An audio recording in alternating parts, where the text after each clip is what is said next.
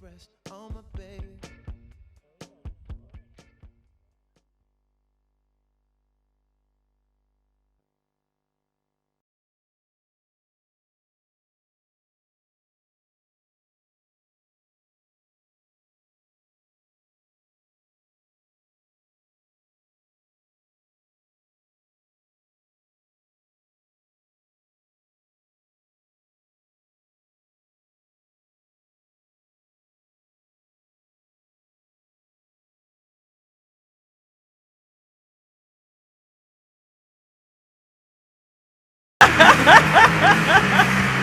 Oh my God! Catherine! That's a first for an introduction. That is a first. I've never had to dance on stage.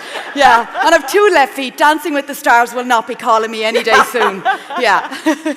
You are so welcome, Catherine. It's such a pleasure seeing you. Thank you so much, Rachel. Pleasure to be here.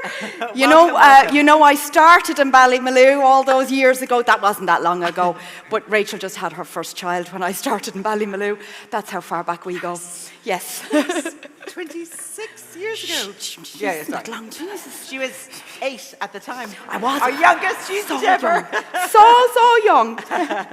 But listen, I have a little taste of Sicily for you all today. So, my husband's Sicilian, Palermo, and Hence the name Fulvio. Hence the name Fulvio. Those of you that know me know I'm a Byrne from County Wicklow.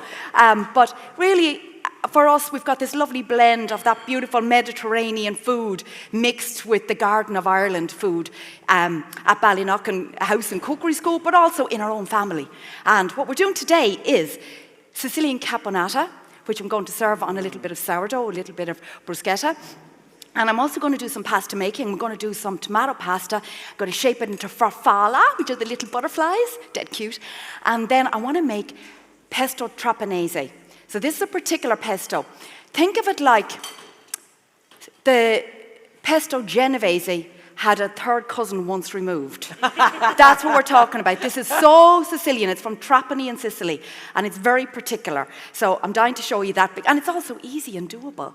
Really? And then if we've time at the end, I have, as part of my little food waste, which is it's very, very important that we don't waste, and ingredients are gone so expensive anyway, yes. You don't want to be wasting, but I want to show you how to make an Italian chocolate breadcrumb cake. Okay, it sounds nicer when you say it in Italian. Chocolate breadcrumb cake might not actually... What is it in Italian? Yeah. Oh God, don't ask me. My Italian's brutal. Don't ask me. I'll tell you. With all the relatives in Sicily, I nod, and when it's ingredients, I understand exactly what they're saying.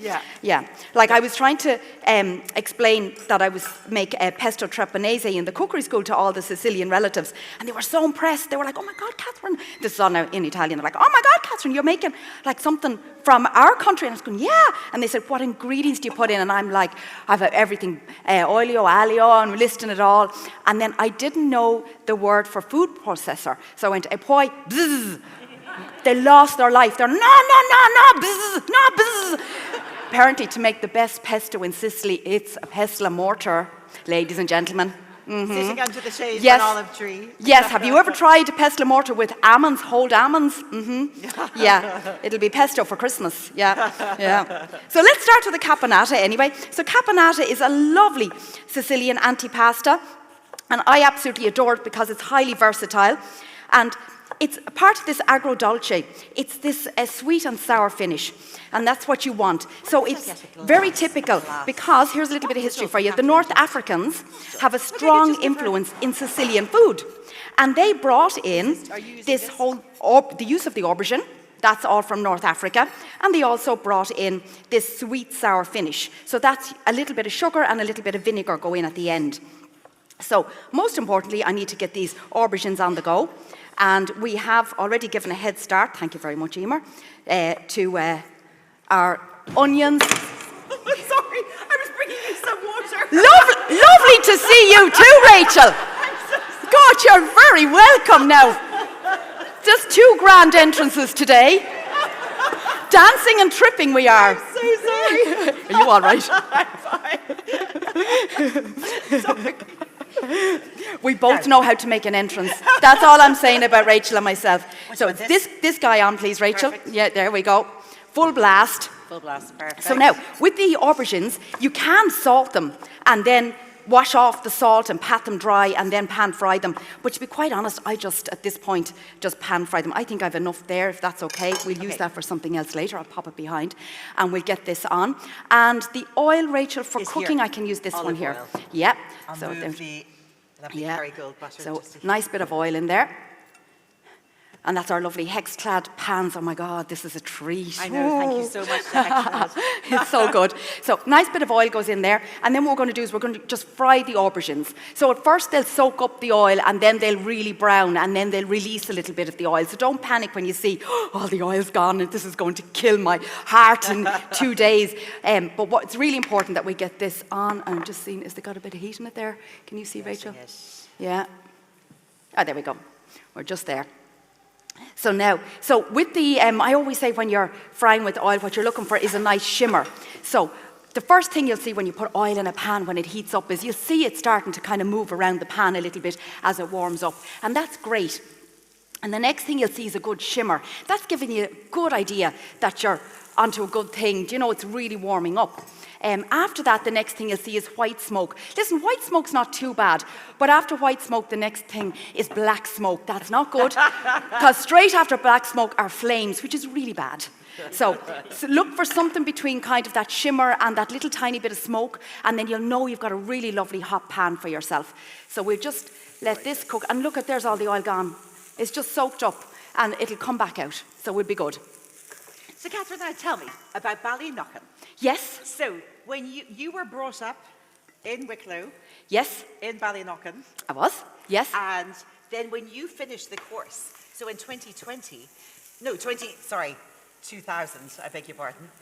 Yeah, sorry. I was running with 2020, Rachel. I was really happy with 2020. You went back there.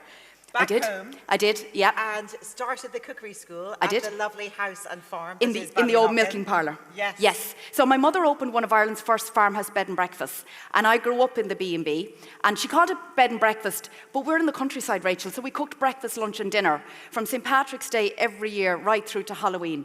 And I loved cooking and I loved helping my mother.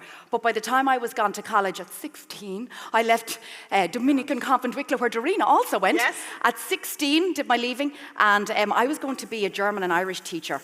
So if there's any teachers here, I respect you so much. Because I did it for 1 year and I was like, no, it's a grand. No. So then after that, then I worked in other areas, and I worked then in hotel marketing. And just, I learned so much more about a different type of food. It was a lovely old country house, a Blue Book property as well. And I just saw a different angle as well as the farmhouse food. I thought, I really love this. And then I got the chance. There was a vacancy in a course here, and I was like, I'm going down to Ballymaloe. And that's what I did. And then I took over the accommodation at home and converted the building then into the old milking parlour. Because I'm a sheep farmer now, Rachel. Mm-hmm. I know. Yeah, I'm an actual sheep farmer. As though you don't have enough to do. Because you I have also 14 girls. 14? 14 girls. 1-4, not 4-0.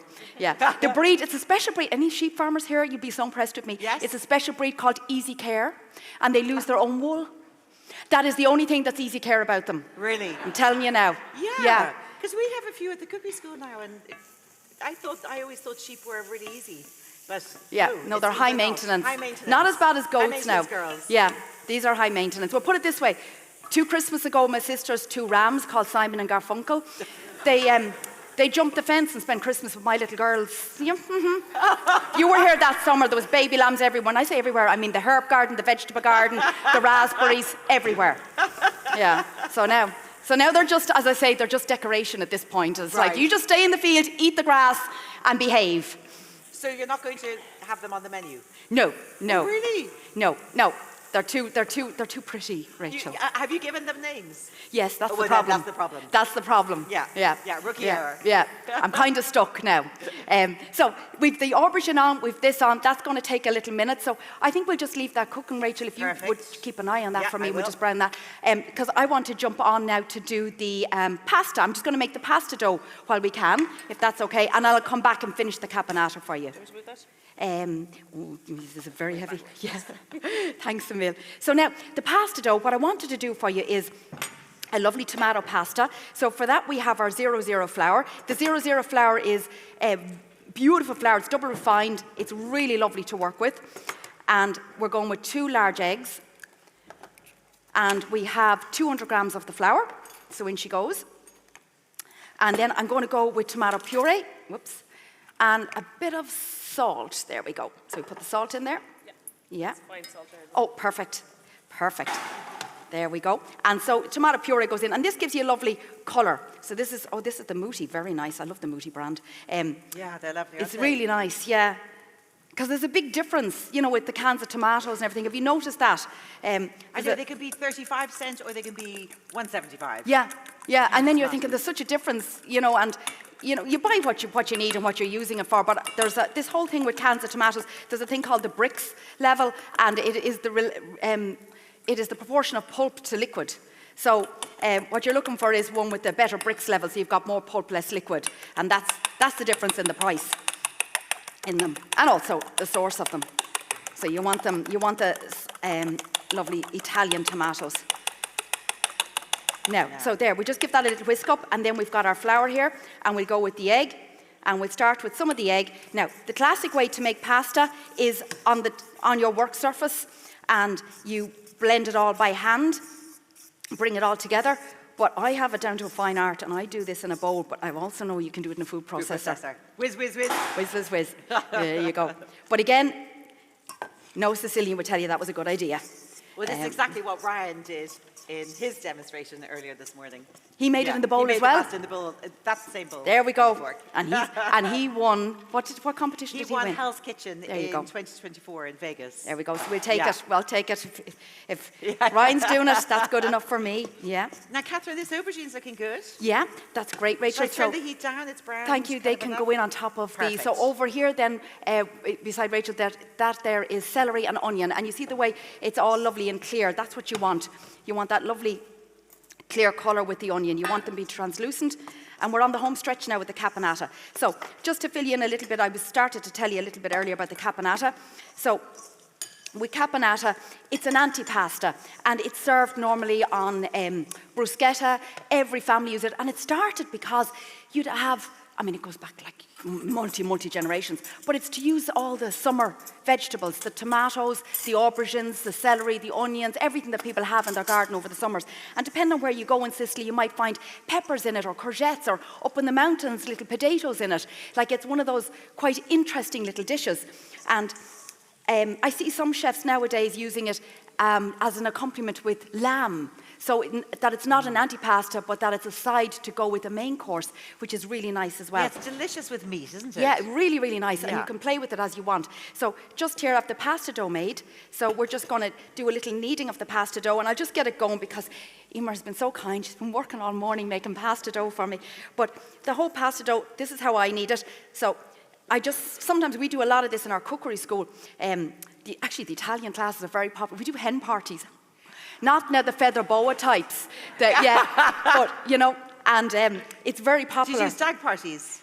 No, I had one. Oh, I've had one stag party. Have you? Yeah, because the groom didn't drink and he thought it'd be nice to do cookery, and it was That's lovely. Really it was nice. actually a really nice thing to do. That's brilliant. Yeah. And I love the sound of your stretch and scones parties. Oh, my goodness. My daughter Charlotte, she's a personal trainer and a Pilates instructor.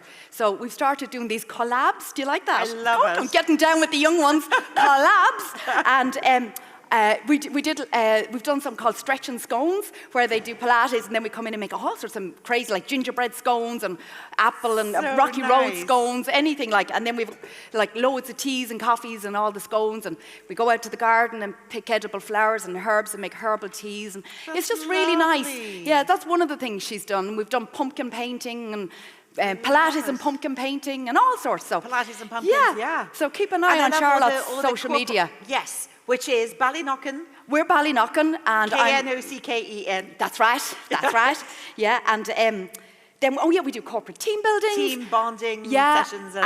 And groups of friends come together, you know, for birthday parties, 50th birthdays, 40th birthdays, And then wedding you can anniversaries. stay there afterwards. Ah, yeah, as with the well. accommodation, so you can stay. So we take the accommodation as a group, as a whole. That's Now, lovely. see the way I'm just kneading this, right? I'm sorry now, I'm going to have to abandon this but I don't want you to abandon it when you're doing it at home. It's going to take 10 minutes to knead this. So what you want is a lovely smooth dough. That's not smooth yet, but there's one that I made earlier. I didn't, Emer did. No. The royal We. Thanks, Emer. There we go. Thanks, Emer. That's great. Now, how are we doing here on the caponata? Great. Right, I'll jump back to the caponata now, and I'll just rinse my hands in the little sink we have down here. Excuse me as I disappear. So with the caponata, I learned the hard way with Claudia's family because I started, years ago I decided, I was going to impress them, and I was going to do an Irish meal for them, right? So anyways, I wasn't going to cook Italian food for Italians, like especially Sicilians. And Why'd you say especially Sicilians? is any Sicilians here? You'll know what I'm talking about. Have we any? Because you'll know exactly what I'm talking about. All the Sicilians are very into food, very, very into food. And if you're sitting at a Sunday lunch table, there will be arguments about where the best olives are from. No, you don't know what you're talking about, the best olives. And these, they're not talking to me, they're talking to each other about it. They're very opinionated. I was saying to you before we come on, Jamie Oliver years ago did a show filming in Italy, and it was a wonderful show.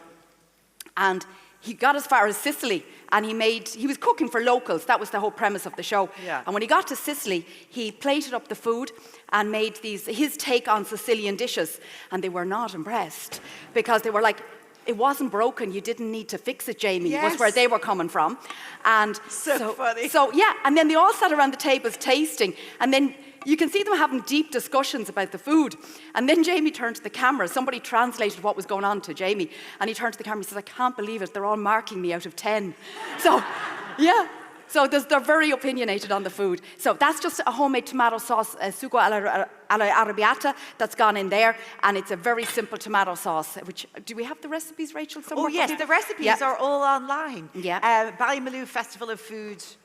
Yep. Ballymaloe Food Festival of Food.com. Let me just check. Look at Ballymaloe Festival of Food, you'll find it. Of food? Is there an of in there? This is what happens when you get to our age. Honestly, we could tell you anything. You're lucky we're actually cooking today. That's looking gorgeous. Look at the olives. colour on this now. So the homemade tomato sauce has gone in. Now olives are gone in, and that's going to give you a lovely bite. And then these are the capers that go in. So these are your salted capers, and they've been rinsed. Now that's going in. So you can see where this is going now. You've got sweet and sour and everything going in. The next thing now that goes in is a bit of sugar, which we have here, and a drop of vinegar, and that's it. And you can imagine now what this is like. Make sure this is definitely sugar, isn't it? So I don't want to be putting a big handful of salt in here. So a bit of sugar goes in. Oh, that's lovely now. And then the bit of vinegar goes in. Now, I will say, and it's in the recipe, vinegar to taste. Because if you're buying your regular shop-bought capers, they're already briny, so you don't want anything too sour going in. So we'll give that a little stir. And the colour on this, it just sings of summer. Yes, there is an of in there. Ballymaloe Festival of Food.com. Thank you. So I started to tell you, I was making this for the relatives, and I was making Irish food, right? So I was going to do lamb. So I go down to the local butcher. Oh, it needs a bit more sugar. And I say, can I have a leg of lamb, please? And he said, I don't have any lamb. He said, I'll give you goat. Leg of goat? To the daughter of a Wicklow sheep farmer? No, thank you. So I was like, oh, no, thanks. And he goes, he says, I have in the freezer lamb, though, a leg of lamb. Would you take frozen lamb? It's Irish. And I was like, oh, yeah, okay, I'll take that then. He takes it out, and written across it is product of New Zealand. And I said, that's not Irish, that's from New Zealand. And he went, Ireland, New Zealand, you're all the same. You're not Sicilian. What's your problem? Do you know? And then, here's the thing about cooking for Sicilians. So, everybody gathers in the house, and we're all doing great, so we're good there. Everybody gathers, and I'm organised. I think I am. Here's the thing about cooking for Sicilians that's very un-Irish. They arrive 30 minutes early. No. Yep. And they invite extra people. What? They invite? Yeah. They spread the word. oh, the cousin down the road said he'd come along. He wants to try this Irish food. I'm like, oh my God. But the great thing is they do all the washing up and everything afterwards, which is so that's nice. Great. But we had a lovely time. But Lena, Claudia's Auntie Lena, showed up and she gifted me a jar of Caponata.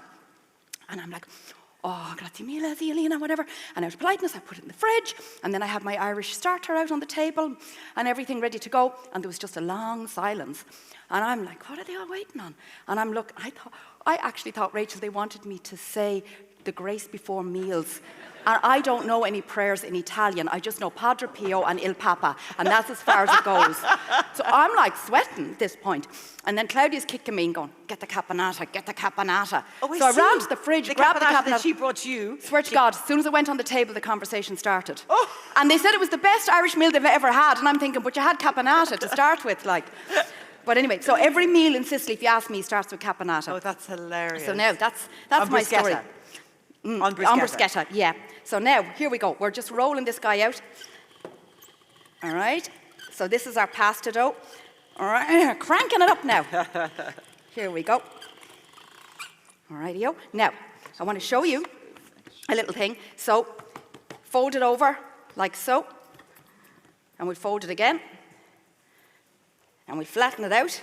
And this gives you a nice straight piece of dough. So I'm just tightening this a bit. Thanks, Rachel.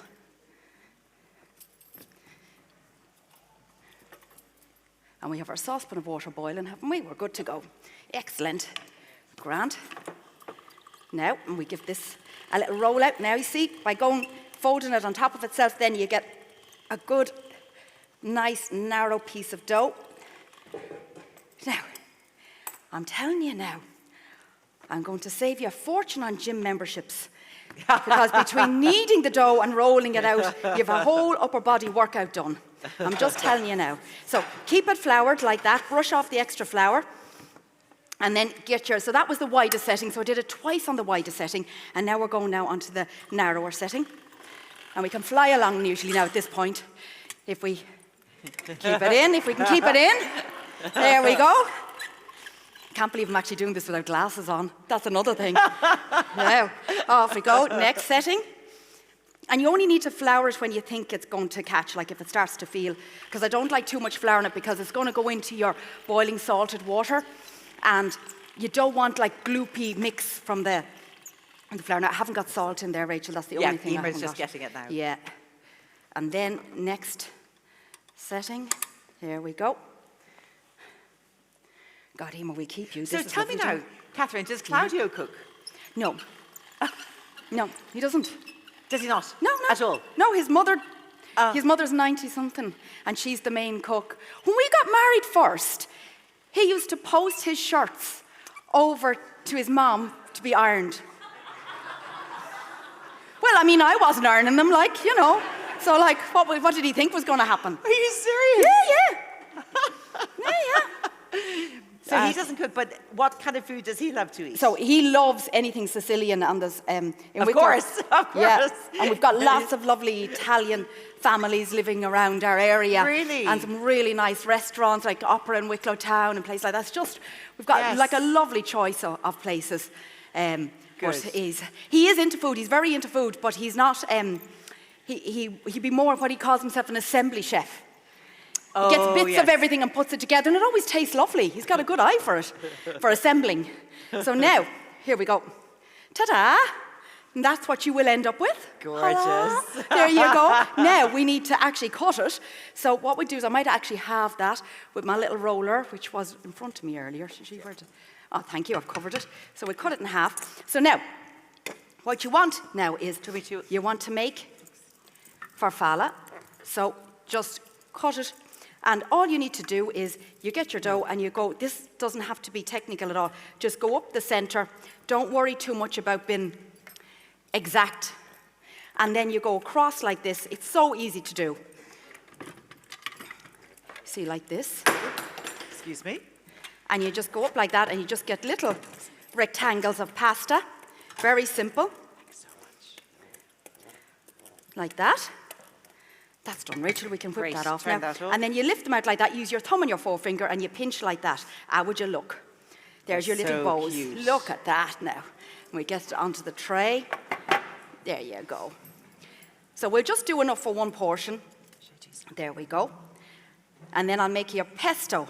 So we can get this cooking. The pesto is going to be lovely and fast. And aren't you lucky I did the dessert earlier? Yeah. I talk way too much. This is my problem. I'm a talker, as they say. You're a breath of fresh air. That's what you are, Catherine. Always so gorgeous. Oh, thank you, Rachel. So now, you see that? We had a very funny time. Remember when we were both on the restaurant together with yeah. Marco Pierre White? Yeah. And He used to scare me a bit. And well, oh no, he was very taken by you because Marco's mother was Italian. And then when he heard that, well, I don't think he heard that your husband was Italian. He thought you were Italian. Okay. And yes, he was very taken. Let's just say. He was passing me little pods of coffee, wasn't he? Do you remember that? And he was saying, "Oh, Catherine, very fine lady." He's got, I've got something special in my pocket for you, he said. And he whipped out, you nearly fell off the chair. He whipped out this, you know those little pods of coffee, the flat ones, and slid it over. You didn't know what he was handing me. She was, her eyes nearly fell out. I didn't know what he was handing me. Yeah. Save me, Rachel. He's a lovely gentleman, though, isn't he? So now, there, look, I'm talking way too much. Look, there we go. There's your pasta, and that's how easy it is to do. And you put it on a tray, and this is something you can definitely do with the kids over the summer. It's so a lovely thing to do. So we'll get that on now in a sec. And over here, then, we're ready to go. I might need glasses now to turn this guy on. Right? So now, okay, how does this go? Thank you, Rachel. Oh, yeah, there we go. So this is your Pesto Trapanese. So what makes it different is instead of pine nuts, you've got almonds, and it's pecorino that you use, and it's finished with tomatoes. And that's it. And there's 2 garlic cloves in there.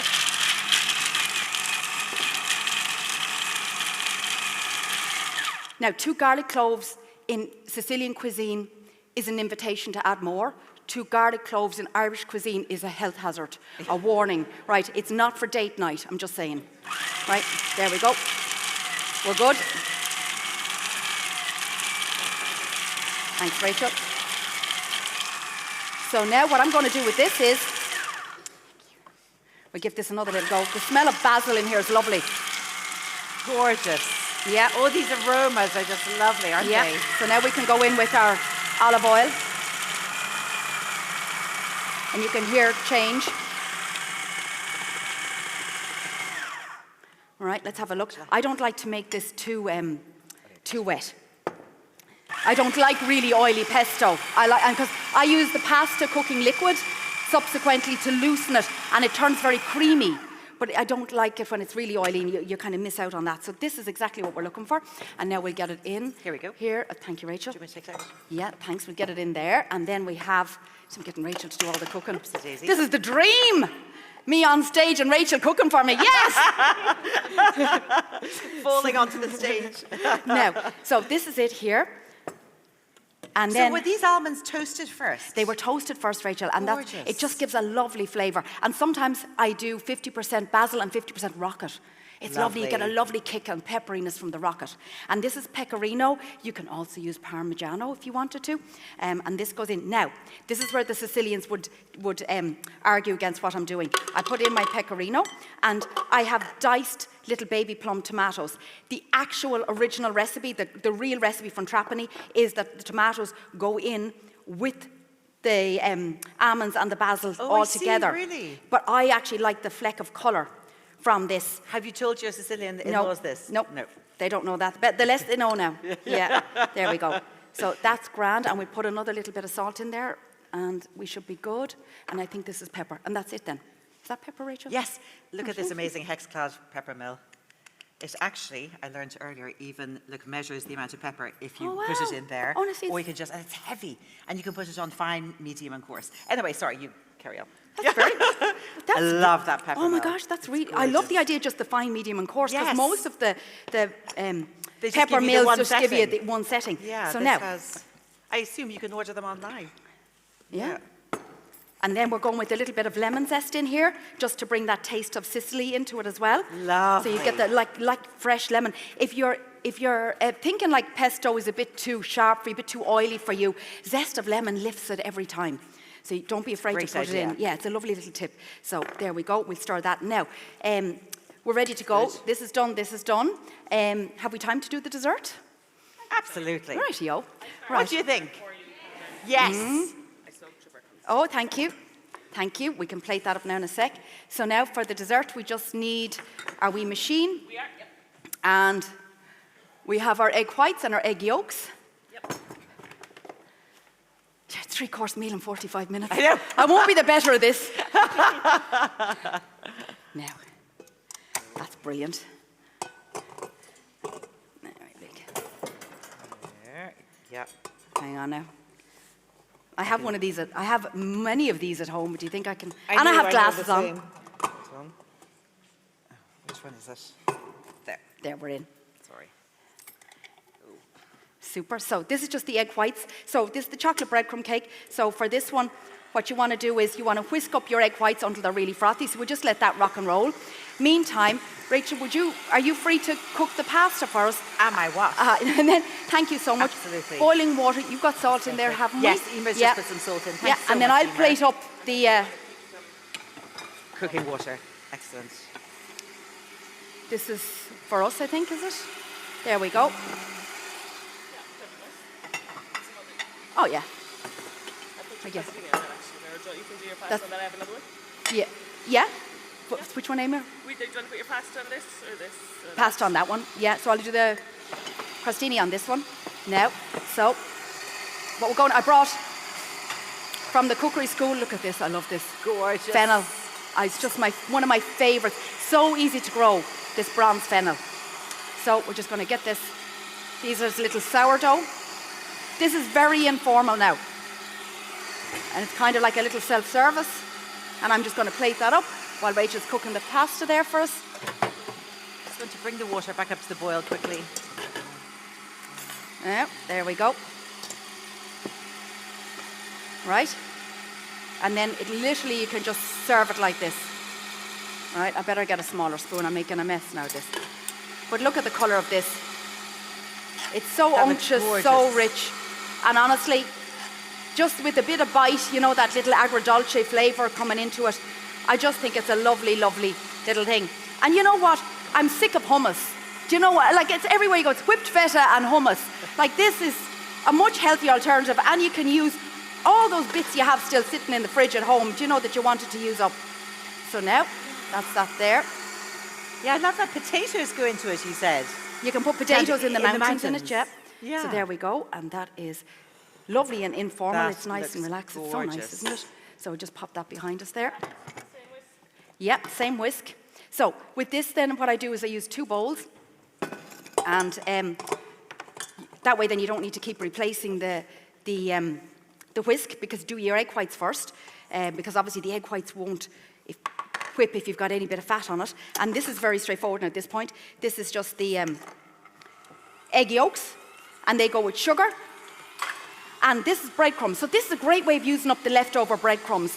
Do you know, like, there's only so much stuffing you can make with leftover breadcrumbs. Now you know you can actually make dessert with it. You will thank me Yeah, for that's it. great. Yeah, and it comes from the cucina povera, the impoverished cuisine, and it means to use up everything you have. That's actually how bruschetta started. Cucina what? Cucina povera. Povera, as in poor. Poor, yeah. Impoverished, okay. It's how bruschetta started, Love Rachel, that. all those years ago. Like, bruschetta came about because they had it left over in the bakeries. They had the stale bread, and the tomatoes were in season, and then they started toasting the bread and putting the fresh tomatoes on. Now this pasta is looking quite good. Thanks, Rachel. So now this is a lovely golden colour. They're beautiful eggs. Are they from the farm here, Rachel? The What do eggs. you need? Are the eggs from the farm? Yes, from this farm Yeah, here, Ballymaloe. lovely. The chocolate. Where is it? I've hid it down here. Yeah, we hid. Thank you. Second bit. That might be there. Yeah. So we're going to put in here then the melted chocolate and butter. And in the original recipe, everything gets folded by hand. But from experience, I know that these breadcrumbs, they don't fold brilliantly by hand. And the last thing you want is pockets of, you know, chunky breadcrumbs. So I go on the lowest setting in the machine. Like, if there's a machine for the job, I've discovered it.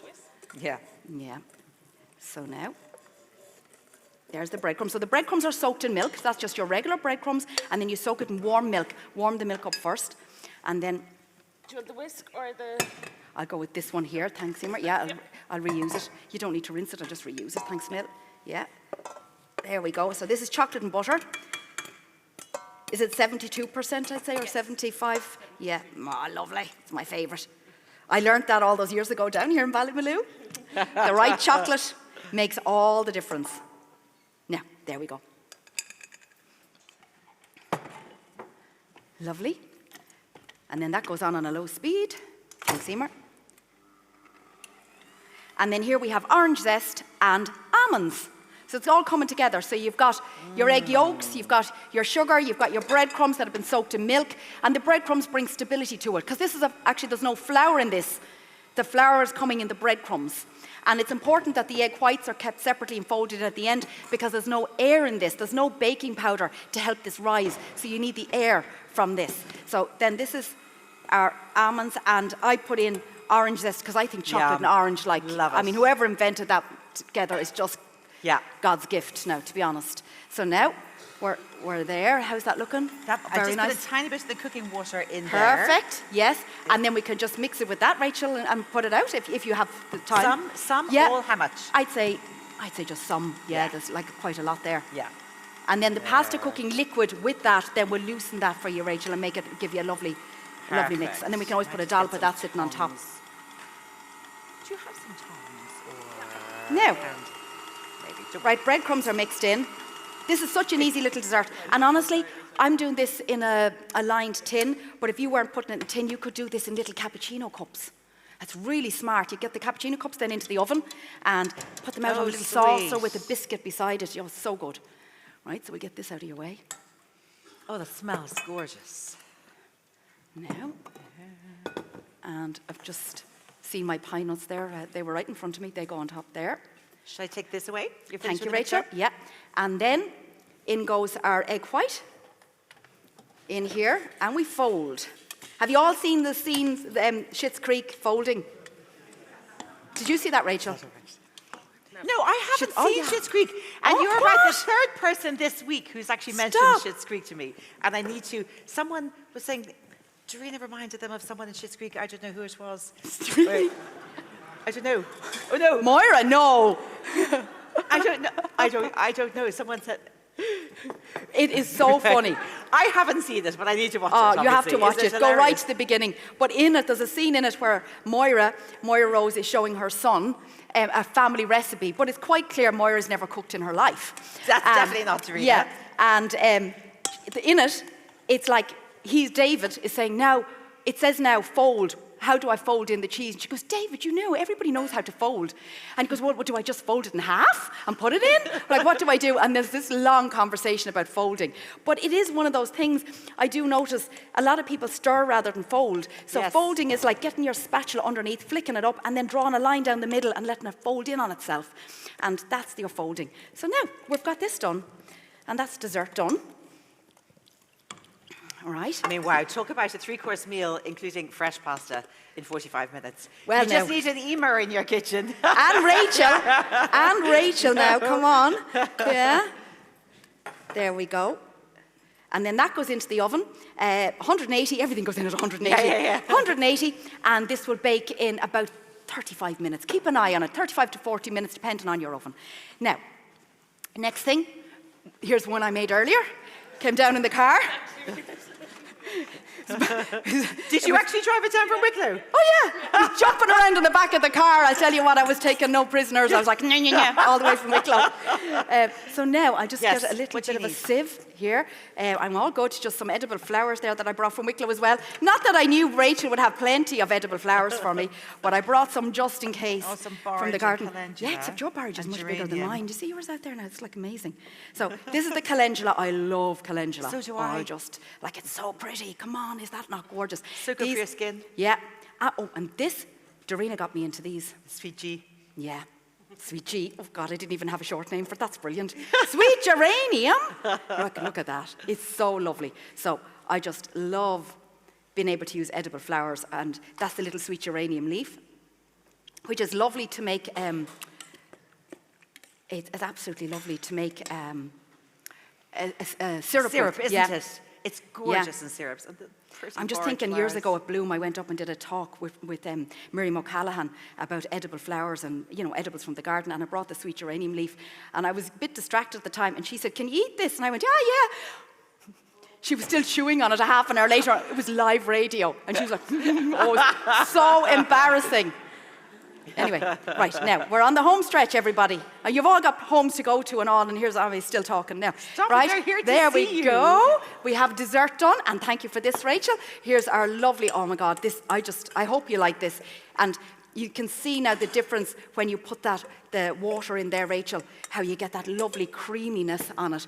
And we can go with another little spoon just on the top, just for a little fleck of colour, so people can then, when they're eating it, just bring it in. And then I saw Basil behind me here. Yes. Basil? Basil. There we go. And ta-da! Oh, Phew. my gosh, Thank you. Catherine. Well done, you. Thank you so much. Wow. There we go. So you've got your Sicilian Caponata, you've got your homemade tomato farfalle with your Pesto Trapanese and your chocolate breadcrumb cake. And you too can do that in 45 minutes at home. Rachel and I will go with you to make it. And Emer as well. Thank you so much for having me. Thank you so much. Thank you. Are you doing anything else around? No. Are you doing anything else around? I'm going to go over to Pam. You're going to go over to Pam at the cookery school At the cookery school, yeah. Pam's Over running the here. cookery school in the white tents, the Go and super say big marquee. Yeah. It's like your bake-off marquee. I'm heading over there. But your website at home is Ballyknocken. Ballyknocken.com Excellent. with an E. Yes. Come and see me in Wicklow. We'd love to see you. Thank you so much. Catherine. Thanks, Thank you so much. Grazie mille. Prego.